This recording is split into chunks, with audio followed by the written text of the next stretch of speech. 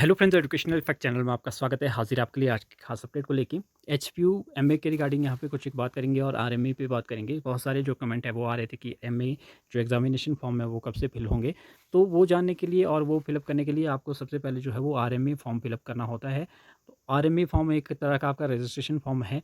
अगर आप RMA form fill up नहीं करते हैं, जिन कैंडिडेट ने अभी जो है वो फर्स्ट सेमेस्टर से स्टार्ट करना है, क्योंकि जो कैंडिडेट तो स्टार्ट कर चुके हैं उन्होंने तो आरएमए भर दिया होगा, लेकिन जो अब करना चाहते हैं, क्योंकि पहले तो जब प्राइवेट एमए होती थी तो उसमें 2 बातें जो होती थी। आपको किसी तरह का कोई आरएमए फॉर्म फिलअप नहीं करना होता था। दूसरी बात ये कि जो आप किसी भी सेमेस्टर से जो है वो स्टार्ट कर सकते थे, चाहे सेकंड से करना हो, चाहे थर्ड से, चाहे फोर्थ से करना हो, तब भी आप फोर्थ से भी स्टार्ट कर सकते थे। लेकिन अब ऐसा नहीं होता है। अब आपका जो एमए है वो फर्स्ट सेमेस्टर से ही स्टार्ट होती हैं और आपकी ये नवंबर टू नवंबर आपके फर्स्ट सेमेस्टर के जो एग्ज़ाम है वो फिलअप होते हैं। तो बीच में आप फिलअप जो है वो नहीं कर सकते। यानी कि एमए स्टार्ट करनी हो तो आपने अक्टूबर नवंबर में जब भी एग्जामिनेशन फॉर्म फिलअप होते हैं तभी आप कर सकते हैं। लेकिन उस एग्जामिनेशन फॉर्म को फिलअप करने के लिए आपको पहले आरएमए फॉर्म भरना होता है। आई होप आपको समझ आ रहा होगा जो मैं बोल रहा हूँ, क्योंकि सिंपल सी बात इतनी है, अगर आप प्राइवेट से एचपीयू से एमए करना चाहते हैं तो आपको डायरेक्ट एग्जामिनेशन फॉर्म नहीं फिलअप करना होता। पहले आपको आरएमए फॉर्म फिलअप करना होता है। जो स्टार्ट कर रहे हैं अब, जिनका फर्स्ट सेमेस्टर है, जिन्होंने स्टार्ट कर दिया है उनने आरएमए फॉर्म भी फिलअप कर दिया होगा। उनको हर सेमेस्टर में फिलअप करने की ज़रूरत नहीं है, वन टाइम ही रहता है। ये रजिस्ट्रेशन होती है आपकी, जिस तरह से कॉलेज में भी होती है। तो जिनका तो पहले से ही एचपीयू के साथ रजिस्ट्रेशन हुई हुई है, उनको तो सिर्फ खाली फॉर्म भरना है। उनकी फीस वगैरह कुछ नहीं लगेगी। किस तरह से फॉर्म फिलअप होगा वो मैंने वीडियो डाल दी है। इस वीडियो के डिस्क्रिप्शन बॉक्स में भी उसका मैं लिंक दे दूंगा।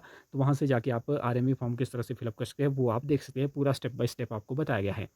लेकिन अगर आप एमए करना चाहते हैं तो सबसे पहले मैं एलिजिबिलिटी की भी अगर मैं यहाँ पे बात करूँ तो सबसे पहले तो जो फीमेल कैंडिडेट्स है, कोई भी फीमेल कैंडिडेट है, वो सभी यहाँ से जो है वो प्राइवेट में एमए कर सकती हैं। लेकिन बॉयज़ के लिए जनरल कैटेगरी के बॉयज़ जो है वो नहीं कर पाते हैं, और आपका इसमें जो कर पाएंगे वो आपके एससी एसटी कैंडिडेट्स हैं। और अगर कोई डबल एमए कर रहा है वो भी एलिजिबल है, और दूसरा कोई इन सर्विस है वो भी जो है वो इसके लिए एलिजिबल है। तो इस तरह से आपने एलिजिबल क्राइटेरिया अपना चेक कर लेना है। तो इस तरह से ये कैंडिडेट हैं। मतलब फीमेल के लिए तो मैं ये कहूँगा, जो फीमेल कैंडिडेट है उनको इक्डोल से या इग्नू से करने की कोई ज़रूरत नहीं है। काफ़ी अच्छा है ये। फीस भी यहाँ पे कम है और ना ही आपको कोई असाइनमेंट वगैरह बनानी पड़ती है। आपको सीधा एग्जामिनेशन फॉर्म फिलअप करना है। 1000 के करीब पर सेमेस्टर आपकी फ़ीस रहती है, और आपको बुक्स परचेज़ करनी होगी मार्केट से।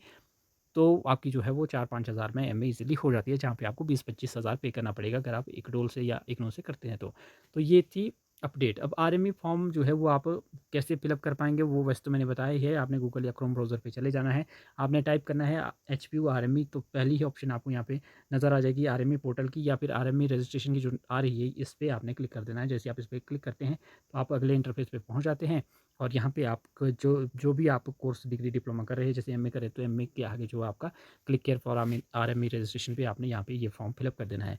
बात करें एमए के फॉर्म जो है वो कब फिलअप होंगे, ये एक बड़ा सवाल है।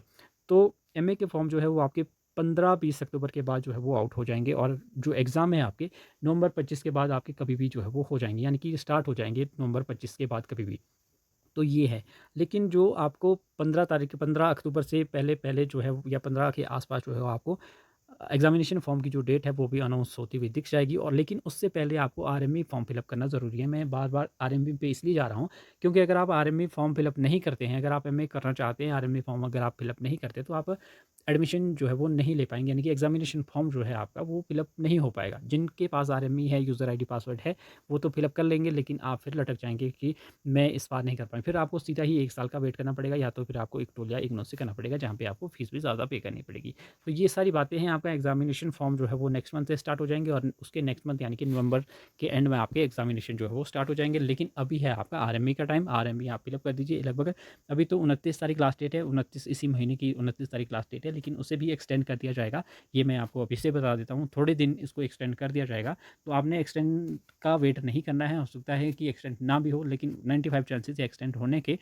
तो लेकिन आपने फिर भी उसका इंतज़ार नहीं करना है। आपने अभी आरएमए फॉर्म फिलअप कर देना है। जितने जल्दी आप आरएमए फॉर्म फिलअप करेंगे उतनी जल्दी आपका अप्रूवल जो है वो, क्योंकि उसके बाद अप्रूवल होना होता है वो एचपीयू से। कई बार ऐसा भी हो जाता है कि एग्जामिनेशन फॉर्म निकल जाते हैं और बच्चों की जो आरएमए की जो अप्रूवल है वही एचपीयू से नहीं होती है, क्योंकि एचपीयू का काम भी थोड़ा सा ढीला डाला है। तो आपने पहले ही जो है वो एडवांस में आरएमए फॉर्म जो है वो फ़िलअप कर लेने हैं ताकि आपको किसी तरह की कोई दिक्कत ना आए। तो ये सारी अपडेट थी, बाकी रिज़ल्ट भी जो है वो आ रहे हैं 4th सेमेस्टर के हिंदी वगैरह के, तो काफ़ी पहले आ चुके थे और रेगुलर तौर पे जो है वो 1-1 2-2 रिज़ल्ट जो है वो जारी हो रहा है।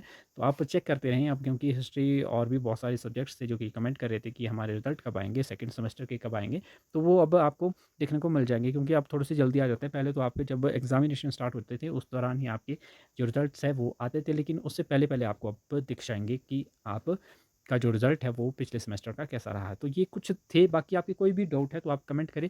कमेंट में हम नेक्स्ट वीडियो आपके लिए ज़रूर लेके आएँगे। बाकी मुझे नहीं लगता कि इसमें किस तरह की आपको कोई दिक्कत जो है वो आ रही होगी। तो फिलहाल अभी के लिए इतना ही, मिलते हैं अगली अपडेट के साथ, तब तक के लिए बाय बाय।